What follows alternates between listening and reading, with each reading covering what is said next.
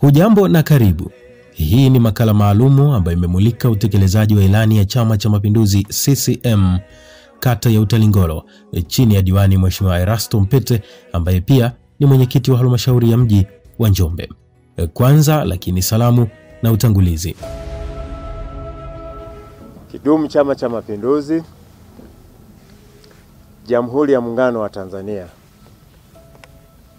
Ndugu wananchi na wanachama wa Chama cha Mapinduzi, kwa jina naitwa Erasto Mpete, diwani wa kata ya Utalingolo.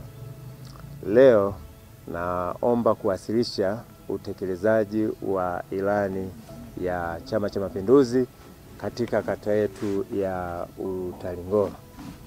Jambo la kwanza, tunaomba tumshukuru sana mwenyekiti wetu wa Chama cha Mapinduzi na rais wetu wa Jamhuri ya Muungano wa Tanzania, Mheshimiwa Dr. Samia Suluhu Hassan kwa kazi nzuri ambayo anaifanya, lakini tuwapongeze na kuwashukuru viongozi wote ikiwa ni pamoja na viongozi wa chama ngazi ya mkoa, wilaya, kata hadi matawi.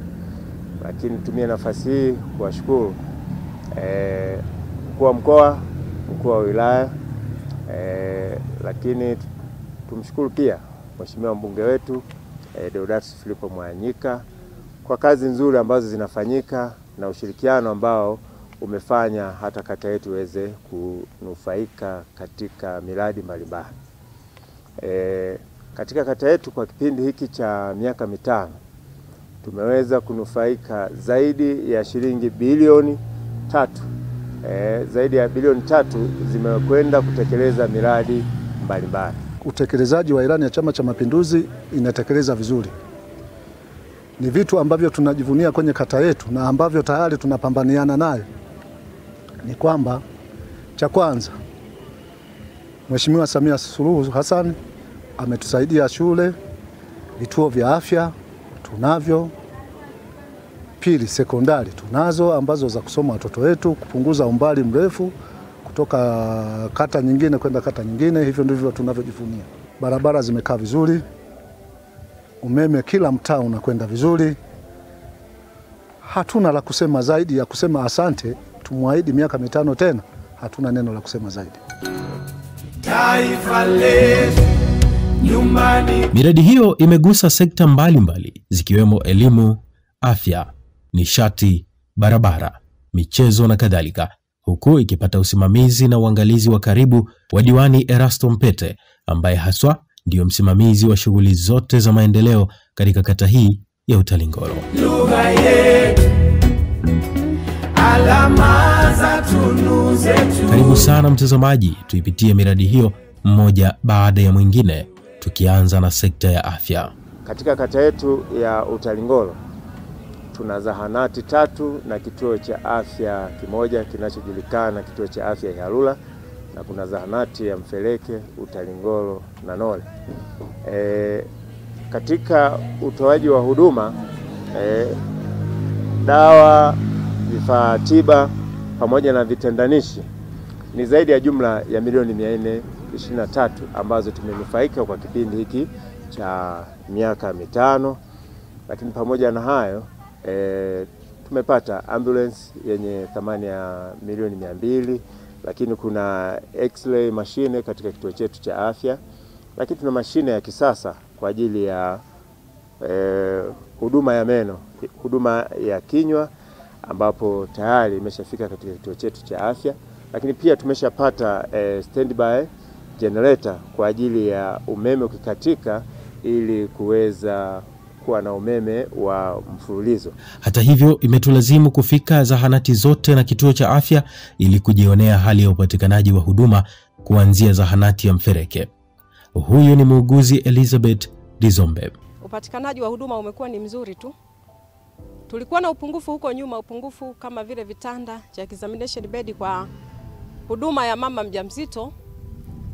Upande wa wagonjwa wa nje, kitanda cha examination bed pia kilikuwa hatuna. Tulikuwa hatuna mzani, lakini kwa awamu hii ya miaka 4 tumebahatika kupata hivyo vifaa tiba vyote. Tumebahatika kuwa na huduma za madawa, upatikanaji wa madawa kwa vizuri kabisa bila tatizo lolote.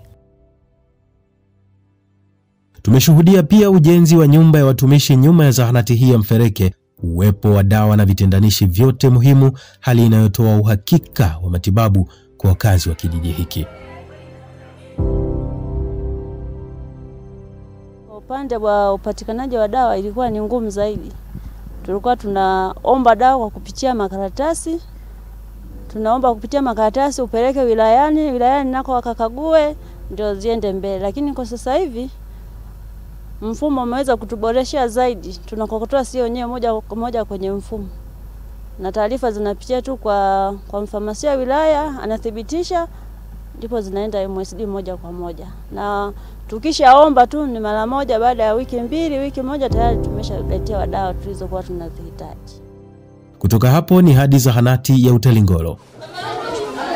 Hapa tumezungumza na Sifuni Kilumile, muuguzi wa zahanati hii, ambaye anaeleza hali ya upatikanaji wa huduma za afya ilivyo. Umekuwa ni mzuri na ni wa uhakika. Ukilinganisha na miaka ya huko nyuma, tulikuwa na baadhi ya vifaa hatukuwa navyo, hivyo kupelekea hata upatikanaji wa huduma kutokuwa mzuri. Kwa mfano mara hii tumeshakuwa na ile infant radiography kwa ajili ya kumhifadhi mtoto akishazaliwa, kinampa joto mtoto. Ile pia imeongeza hamasa kwa kina mama kuja kujifungua katika zahanati yetu.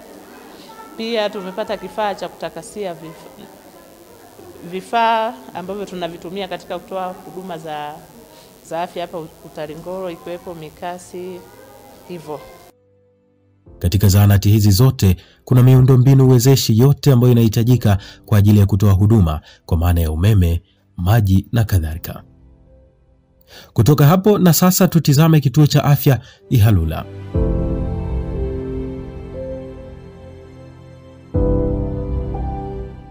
Dr. Happiness Kwilasa ni mganga mfawidhi wa kituo hiki cha afya Ihalula, ambaye kwanza lakini anatoa tathmini ya upatikanaji wa huduma za afya katika kituo hiki. Upatikanaji wa dawa, vifaa tiba na vitendanishi kwenye kituo chetu cha afya Ihalula kiko kwa 95%. Kwa sababu tunaomba dawa kupitia bohari ya dawa ya taifa, lakini pia tunapata dawa kutoka kwa tunawaita washitiri. Kwa hiyo tuna upatikanaji wa dawa sasa hivi ni 95%. Kwa kweli upo vizuri na wananchi wetu wananufaika na idara hizo ambazo zipo kwa ajili ya kufanya kazi hizo. Tukiongea mradi wa jengo la mionzi, ni mradi ambao utaleta msaada mkubwa kutokana na kuna wagonjwa ambao wanahitaji huduma hiyo. Kuna huduma za X-ray na huduma za ultrasound. Lakini ukiangalia umbali wa kutoka hapa mpaka kupata huduma hizo ni mbali, almost kilomita 50 mpaka kupata huduma za X-ray, huduma za ultrasound. Kwa hiyo jengo la mionzi na mashine ambayo imeletwa tuna mashine ya X-ray na pia tuna mashine ya ultrasound. Kwa hiyo itatusaidia sana kwa hawa wagonjwa kwanza kupunguza umbali wa kwenda kutafuta hizi huduma. Itatupunguzia pia gharama. Wagonjwa wetu tunajua wengi wanatokea ukanda huu ambapo wengi ni wanakijiji, shughuli zao nyingi ni kilimo. Kwa hiyo gharama zitapungua, wataweza kupata huduma hizi kwa urahisi hapa katika kijiji chetu cha Ihalula.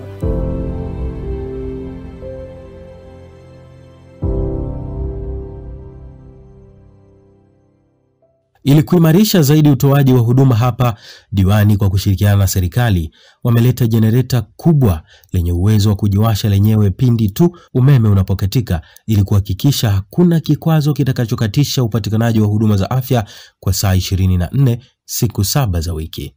Mkurugenzi wa halmashauri yetu pamoja kwa kushirikiana na mfamasia na mkuu wa idara, mganga mkuu, pamoja na uongozi wa kituo cha afya Ihalula, bila kumsahau mheshimiwa diwani wetu ndugu Erasto Mpete, tumeweza kufanikisha kuagiza generator, electrical high voltage standby generator lenye thamani ya milioni 65.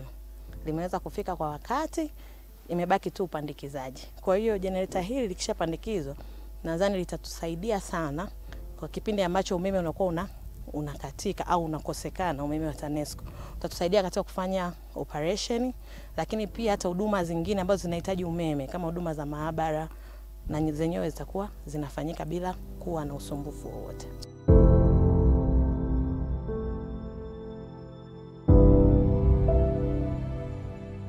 Baadhi ya wakazi wanaeleza namna ambavyo wanaridhika na huduma za afya katika kata hii ya Utalingolo. Tulipopata hichi kituo kwa kweli tunashukuru. Tunapata huduma nzuri. Tunapata huduma ya lishe juu ya mama na mtoto. Kama naumwa napata matibabu mazuri. Na wauguzi wetu kwa kweli tunawashukuru, wana upendo na wagonjwa wako vizuri.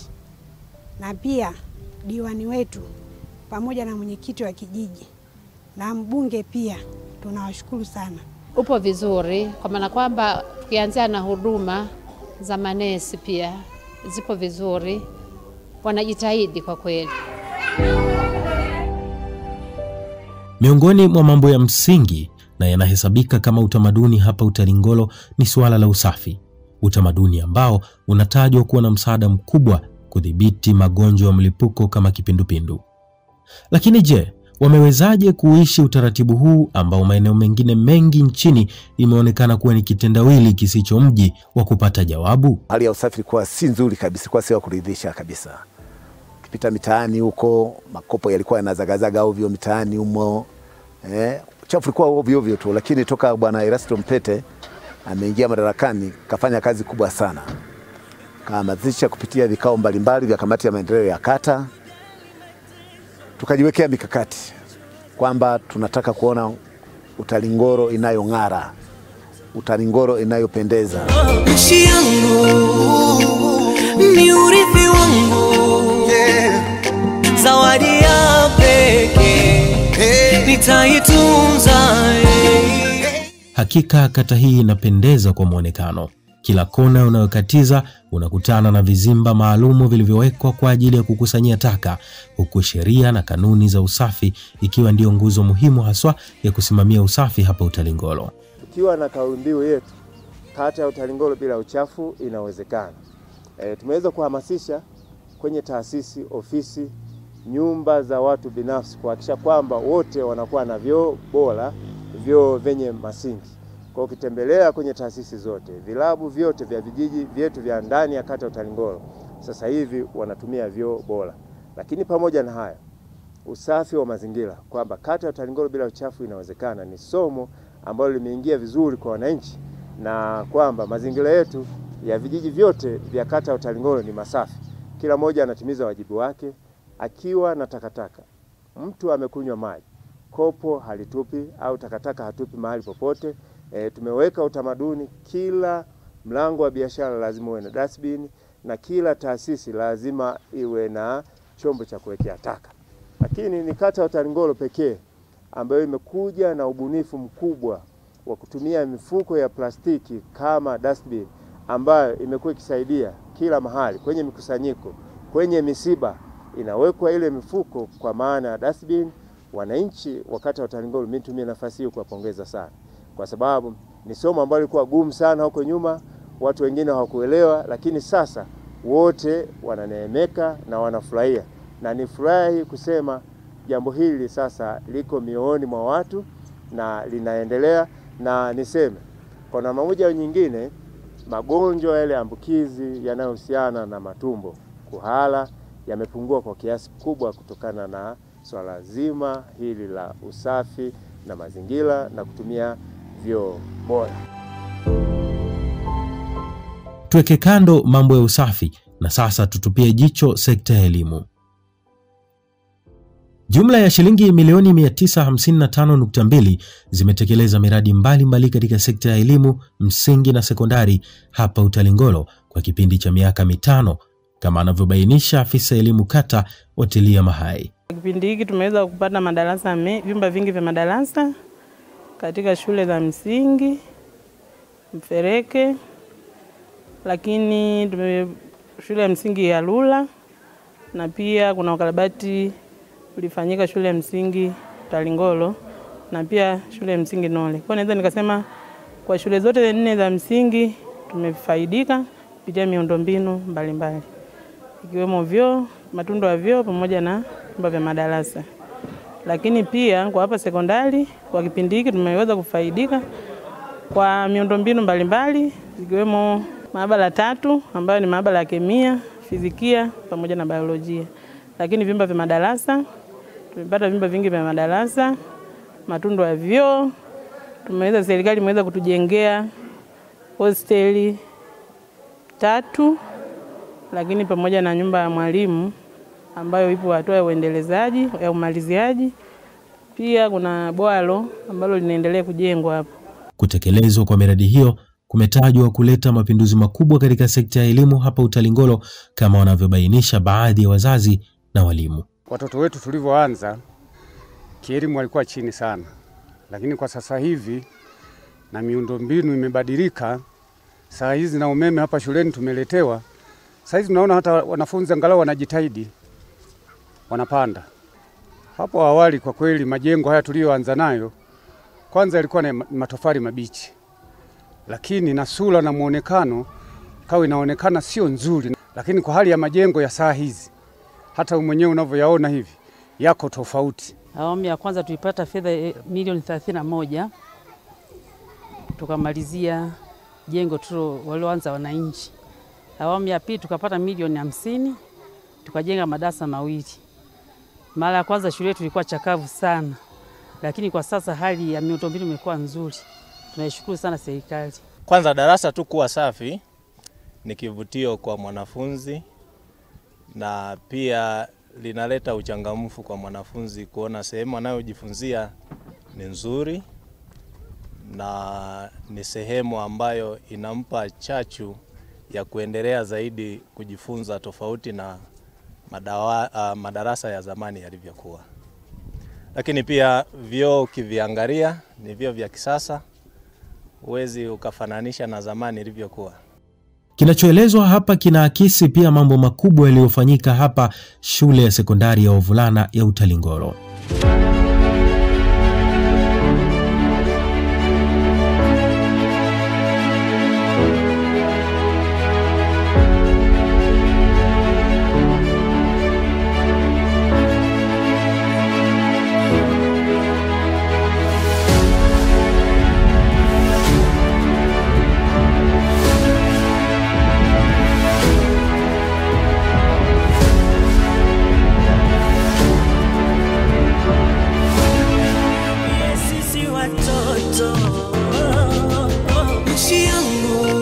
Mkuu wa shule James Tamambele anasema kumefanyika mapinduzi makubwa ambayo yamesaidia kuleta mabadiliko makubwa kitaaluma. Kwa sisi kama Utalingolo Sekondari tumepokea miradi mingi sana kutoka serikalini. Tulianza na ujenzi wa madarasa. Madarasa 11 ya awali ni mapato ndani ya halmashauri. Lakini tukaja na ujenzi wa maabara 3. Tulipokea milioni 90 kutoka serikali kuu. Tumepata jengo la COVID. Darasa 1. Tumepata darasa 3 kutoka serikali kuu milioni 52 na 500,000. Kwa hiyo miradi ni mingi kwa ujumla tulioipata. Mheshimiwa Diwani kwa kweli ndiye aliyetupokea, kwa sababu sisi tumeanza shule akiwa na yeye anaanza kama Mheshimiwa Diwani wa kata hii ya Utalingolo. Kwa hiyo amefanya mengi sana. Yeye mwenyewe binafsi, lakini pia hata kuomba halmashauri ametumia nguvu kubwa sana. Kwa hiyo ni mengi, hatuwezi kusema, ni mengi sana. Ukiwa hapa shuleni, usafi, nidhamu na lishe bora kwa wanafunzi ni kipaumbele namba 1, ikiwa ni juhudi mojawapo za kuunga mkono kampeni ya mkoa wa Njombe ya kukabiliana na udumavu kwa kuimarisha lishe na mfumo mzima wa chakula kwa wanafunzi. Na hii ndiyo sababu ya msingi haswa ya kuanzishwa programu maalumu ya ufugaji wa ng'ombe wa maziwa ambao wanasaidia wanafunzi kupata maziwa kwa wakati kwa ajili ya kujenga afya za vijana hawa ambao haswa ndio wazazi na walezi wa taifa la kesho. Nafikiri kwa kufika kwa mradi huu utasaidia kupunguza udumavu kwa wanafunzi. Kwa namna gani? Kwa sababu tutapata maziwa, wanafunzi watakunywa maziwa. Endapo ng'ombe wote watakuwa wamezaa, lazima maziwa tutapata na utapunguza kwa kiasi kikubwa. Kwa ushirikiano wa wataalamu tumeweza kufanikiwa sasa kupata ng'ombe 2 kwa ajili ya maziwa, na ng'ombe hawa wako katika sekondari yetu ya Utalingolo lakini haya yote pia ni pamoja kwa ajili ya mapambano ya kutokomeza udumavu. Tutakwenda kuyafanyia kazi. Kivitendo. Tunatamani tufike mbali zaidi. Na ndio maana hata ukitrace matokeo yetu sio mabaya sana. Lakini lengo letu sisi ni kila mwanafunzi ambaye amefika Utalingolo atoke aende kwenye hatua nyingine. Hilo ndio lengo letu kubwa.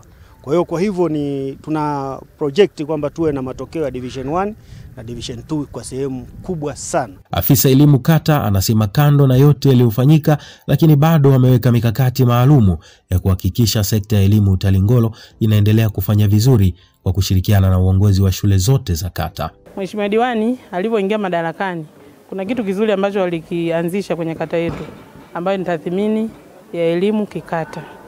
Na tathmini hii inafanyika kwenye shule ambayo inakuwa imeongoza kwa ufaulu kwenye kata. Maana tuna shule za msingi 4. Kwa hiyo ile shule ambayo inakuwa imeongoza kiufaulu ndiko ambako tathmini inafanyika kwa mwaka huo. Shauku yangu kubwa ilikuwa haswa ni kufahamu, je, tathmini hiyo inafanyika vipi na inajikita katika mambo yapi haswa ya msingi ambayo ni muhimu, na je, kuna mafanikio yoyote tangu tathmini hiyo ianze kutekelezwa? Tathmini ya elimu ndani ya kata ya Utalingolo imeanza mwaka 2021. Kata ya Utalingolo katika msimamo wa ufaulu ilikuwa ikishika nafasi ya 8, 9 mpaka ya 10. Lakini toka tulivyoanza huu utaratibu imekuwa ikishika nafasi ya 5 mpaka ya 6. Kwa hiyo haya tunayaona ni moja ya mafanikio makubwa sana.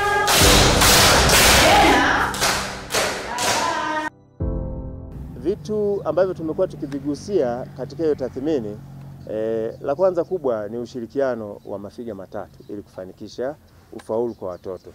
Kuna swala la figa la kwanza ni walimu, figa la pili ni wazazi, figa la tatu ni watoto. Kwa tumetengeneza mfumo ambao ni shirikishi ili kuhakikisha kwamba haya mafiga matatu yote yanakaa vizuri ili tuweze kupata matokeo mazuri. Kwa hiyo tumekuwa tukihamasisha wazazi kutimiza wajibu wao, watoto kutimiza wajibu wao, na walimu kutimiza wajibu wao. Lakini kuna mambo mengine ambayo yamekuwa yakifanyika, ikiwa ni pamoja na changamoto za miundombinu mbalimbali ili kuona namna gani tunaweza tukatatua ili kuweza kuboresha upande wa elimu. Uboreshaji wa miundombinu katika sekta ya elimu hapa Utalingolo umefanyika katika shule zote za msingi na sekondari, kuanzia madarasa, nyumba za walimu, mabweni ya kisasa yenye vyoo ndani na mabwalo ya chakula.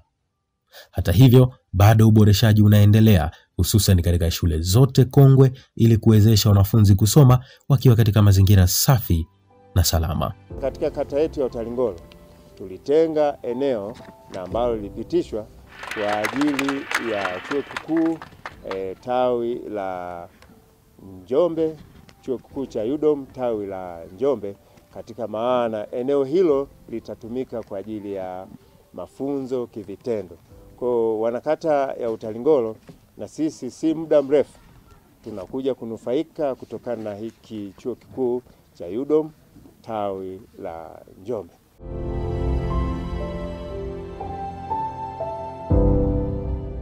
Kutoka hapo na sasa ni sekta ya nishati.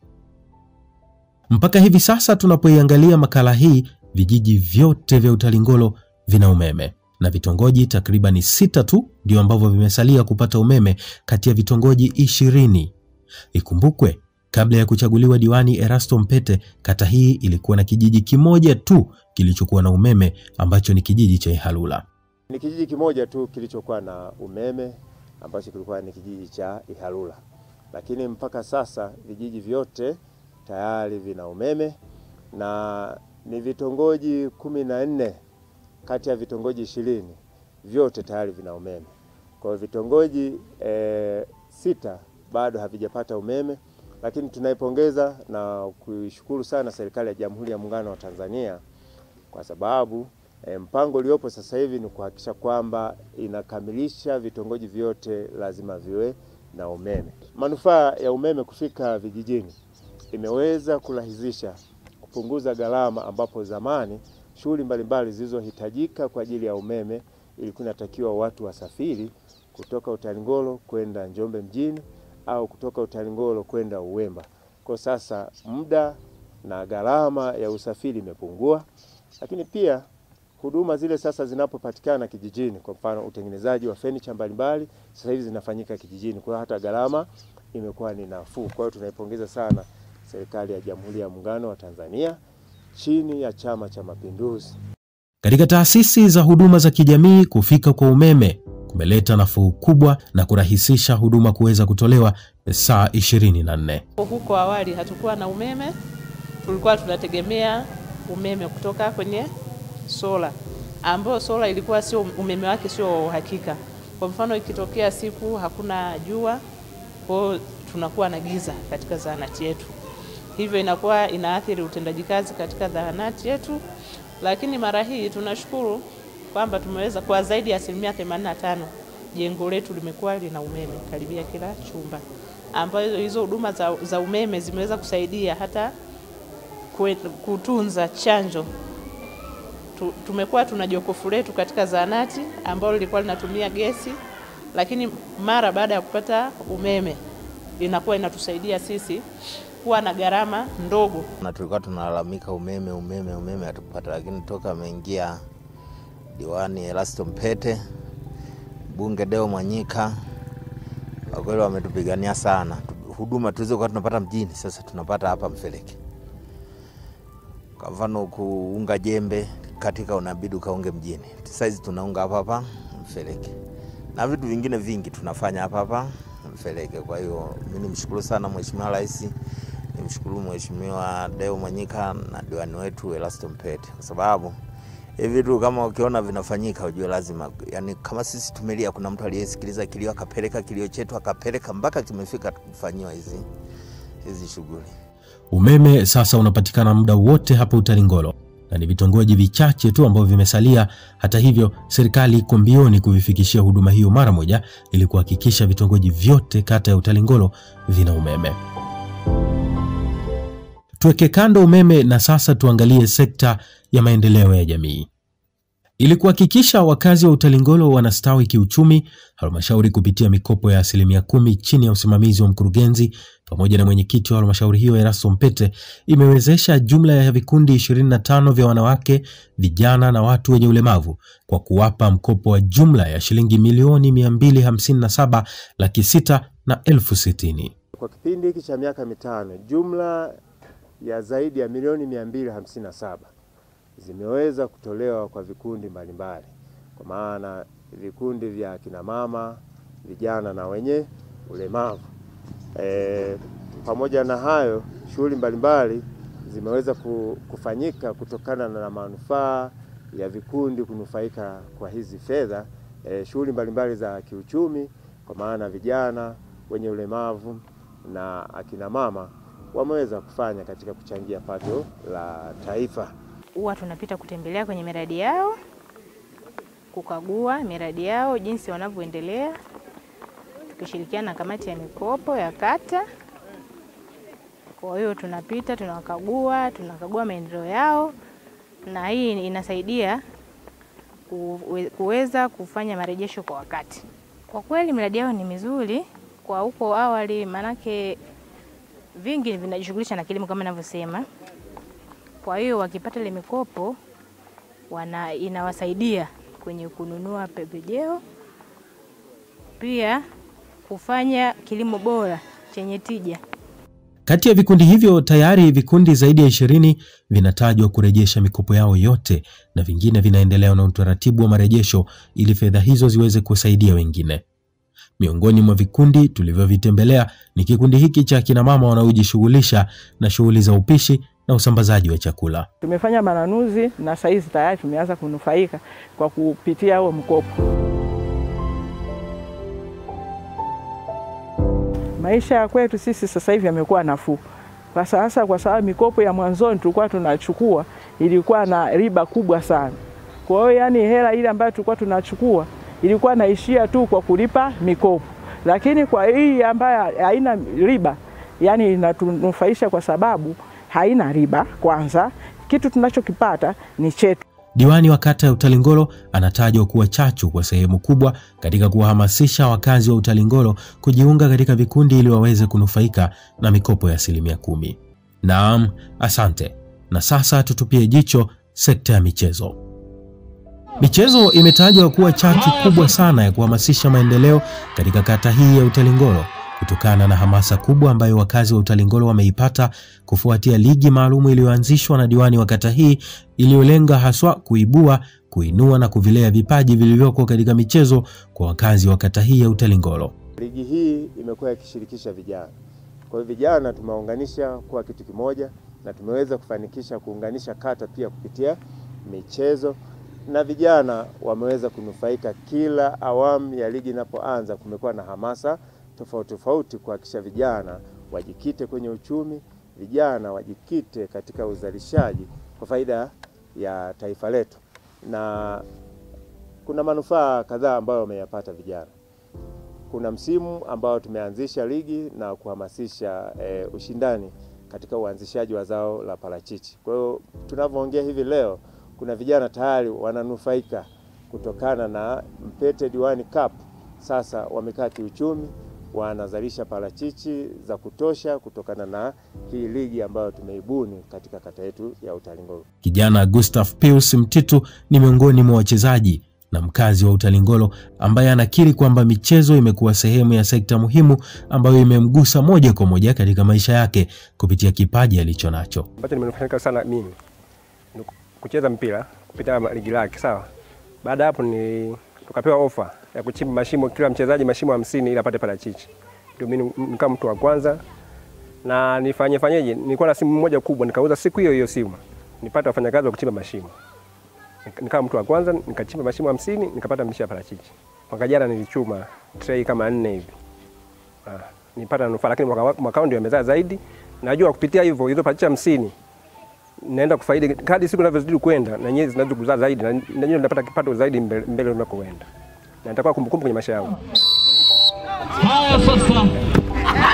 Kando na kuinua vipaji, lakini michezo imekuwa ikitumika pia kuhamasisha vijana kujikwamua kiuchumi na kushiriki katika shughuli zingine mbalimbali za maendeleo. Tutoke hapo na sasa tuangalie sekta ya barabara. Kwa kipindi cha miaka 5 kata ya Utalingolo kumefanyika marekebisho makubwa katika sekta ya barabara kwa kutanua mtandao wa barabara kupitia utekelezaji wa miradi yenye thamani ya zaidi ya milioni 825,790,000. Maboresho katika barabara hizo yalilenga hasa kuhakikisha barabara zinapitika katika kipindi chote cha mwaka ili kusaidia shughuli za kiuchumi ziweze kufanyika pasi kukwama. Barabara ilikuwa haipitiki hata kwa pikipiki. Tulikuwa tunapita kwa shida. Magari ndio kabisa. Na wakati huku kuna miradi ya wakulima, mazao mbalimbali ya wakulima yanayotakiwa yasafirishwe kwa bodaboda au kwa magari. Kwa hiyo kwa kipindi hiki hata kama inavyoisha mvua hivi, kwa upande wetu tunaona barabara hii imeboreshwa kwa kiwango tofauti na miaka mingine. Huo ni mradi wa kwanza. Lakini hapo kwa mradi unaoendelea hata sasa unaohusisha barabara vile vile, ambayo sasa hii barabara imetoka Utalingolo inaenda kuunganisha Idunda kule ng'ambo. Nayo ni barabara ambayo naona wameifikiri kwa kiwango kikubwa sana.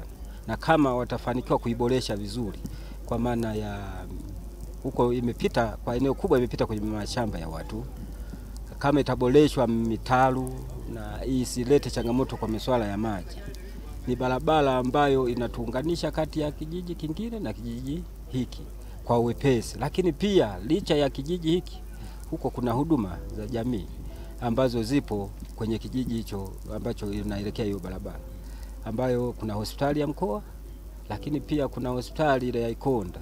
Tukitoka hapa tulikuwa tunatakiwa tuende mjini, ndio Njombe mjini, ndio tuanze kuelekea Ikonda au hospitali ya mkoa. Lakini hapa saa hizi kuna uwezekano wa kutoka hapa tukakatisha hapo tukafika kwa wakati huko. Lakini achana na hizo huduma ambazo zipo ambazo za hospitali ninazotaja, lakini huko imepita kwenye mashamba ya watu ambayo tayari itahudumia ekari nyingi kwa kutoa mazao kwa wepesi. Kwa hiyo tunaamini kabisa kwa diwani wetu, kama atapata nafasi tena ya miaka 5 mingine, tunaamini kabisa tutakuwa tuna manufaa makubwa sana kwenye kata yetu ya Utalingolo. Maboresho hayo yanatajwa kuwa msaada mkubwa kwa wakazi wa eneo hili sambamba na kufungua uchumi wa kata. eneo la barabara kwa kweli tunashukuru mheshimiwa diwani, kumbe alikisia muda ule ule. Saa hizi wenye bodaboda wenye magari wanajiachia mpaka wamefurahi. Hakuna changamoto ya aina yoyote. Kuboresheka kwa barabara ndani ya kata yetu ya Utalingolo pia imeongeza thamani ya mauzo ya mazao mbalimbali kwa wananchi, kwa sababu zamani barabara ilipokuwa mbovu ililazimika mazao yauzwe kwa bei ya chini kwa sababu ya changamoto ya barabara, lakini kwa sasa wananchi wanaendelea kunufaika kwa bei ya mazao kupanda kutokana na barabara ni nzuri. Hata hivyo, maboresho haya yanaendelea ili kusaidia wananchi kupata mawasiliano mazuri ya barabara yatakayosaidia kukuza uchumi na kuimarisha soko la mazao. Kutoka hapo na sasa tutupie jicho sekta ya kilimo na mifugo. Kwa kipindi cha miaka 5, mheshimiwa diwani akiwa madarakani kwenye kata ya Utalingolo Erasto Mpete ameleta mabadiliko makubwa sana kwenye kilimo cha parachichi. Hususan toka ingia madarakani alikuwa na kauli mbiu ya kila mkulima aweze kuwekeza kwenye kilimo cha parachichi. Wakulima wamejikita sana kwa asilimia kubwa kwa mazao ya chakula na biashara. Lakini pia kwa miaka 5 kuanzia 2020 mpaka 2025 wakulima wameweza kufanya mambo mengi makubwa. Jambo mojawapo ambalo wameweza kulifanya kwenye kata ya Utalingolo, wakulima wamehamasika kulima sana kilimo cha parachichi, lakini pia wakulima waliweza kuwezeshwa kutoka serikali kupata mikopo ya parachichi ya milioni 10, ambapo wakulima kwenye kikundi cha KKM mpaka sasa walipatiwa mkopo wa milioni 10, wako 50 kwenye kikundi chao, wamelima parachichi, kila mmoja alipatiwa miche 50 kwenye upande wa parachichi. Lakini pia kwenye upande wa viazi tumekuwa tukifanya mabadiliko makubwa kwa wakulima, hususan kwenye vikundi vya wakulima, kuwaunganisha na wadau mbalimbali waweze kulima viazi kwenye vikundi, lakini pia waweze kupatiwa mikopo ya pembejeo kupitia vikundi vyao wanavyolima. Tunapongeza sana wataalamu ngazi ya kata kwa sababu wamekuwa wakiendelea kutoa elimu mbalimbali za ufugaji bora, za kilimo bora ili kukidhi haja na kuongeza kipato kwa wananchi. Tumeweza kupata josho la kisasa ambalo limejengwa katika kijiji cha Ihalula. Kwa hivyo tunavyoongea ng'ombe tayari wanaogeshwa. Kwa hiyo tuna uhakika sasa kiuchumi wananchi ndani ya kata ya Utalingolo uchumi utaongezeka kutokana na kipato cha ng'ombe, kwamba watakuwa hawana magonjwa au tuseme magonjwa yatapungua. Katika kata yetu ya Utalingolo sasa tuna jumla ya majosho 2 ambayo sasa yote yanafanya kazi. Uwepo wa josho unatajwa kuwa msaada mkubwa kwa wafugaji hapa Utalingolo. Serikali pia imeweka nguvu kwa kuwapa dawa za ruzuku kwa ajili ya kuogeshea mifugo. Tumeweza kupata madawa ya ruzuku ambayo yameweza kutusaidia kwa tuna josho letu la Utalingolo na Ihalula.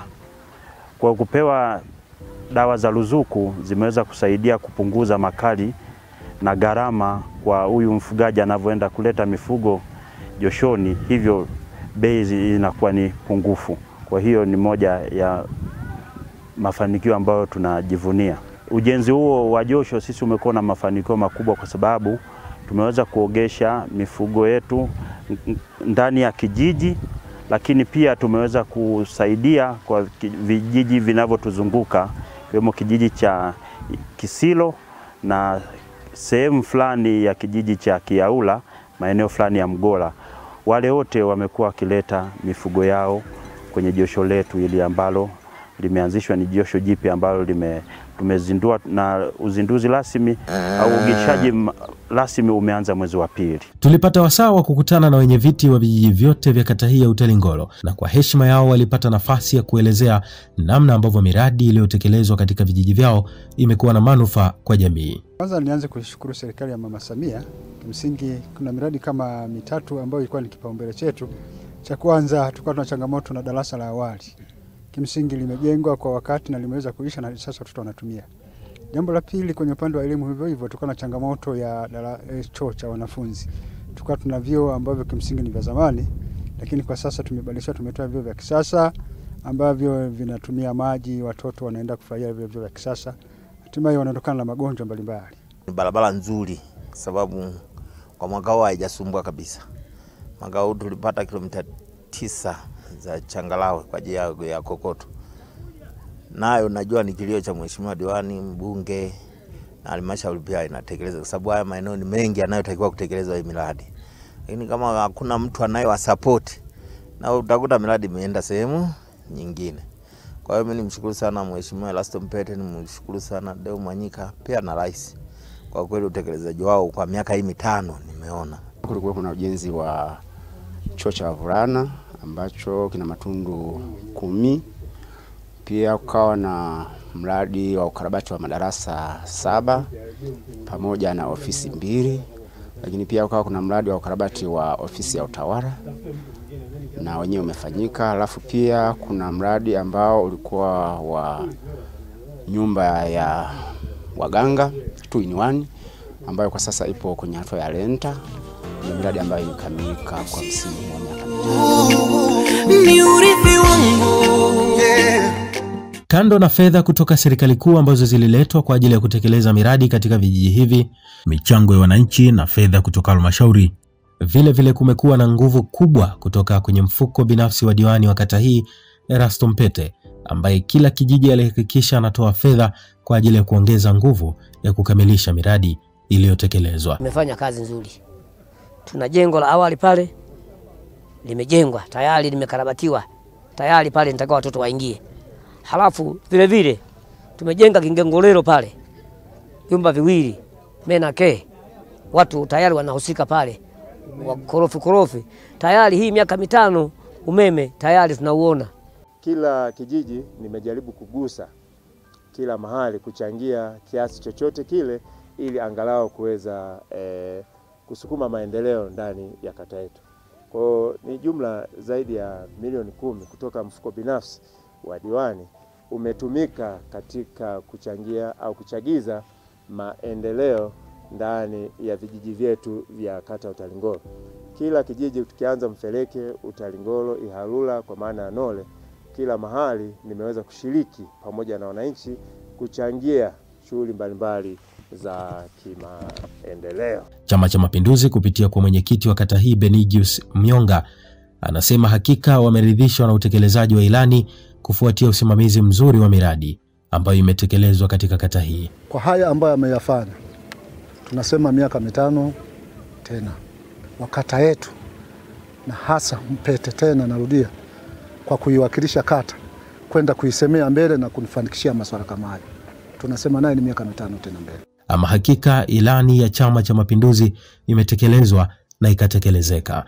Rai kubwa ni kuhakikisha miradi iliyotekelezwa inalindwa ili iweze kudumu kwa muda mrefu na iwe msaada kwa wakazi wa Utalingolo na vizazi vijavyo. Kwa niaba ya wananchi wa kata ya Utalingolo kutoa shukrani za dhati kwanza kwa Mheshimiwa Rais na mwenyekiti wa chama chetu cha Mapinduzi, Mheshimiwa Daktari Samia Suluhu Hassan, Rais wa Jamhuri ya Muungano wa Tanzania, Chama cha Mapinduzi ngazi ya mkoa chini ya Mheshimiwa Deo Sanga, ngazi ya wilaya chini ya mwenyekiti Mheshimiwa Justin Nusurupila, lakini pia kwa nafasi ya pekee tumshukuru mwenyekiti wetu wa Chama cha Mapinduzi kata ya Utalingolo, ndugu Benigius Myonga.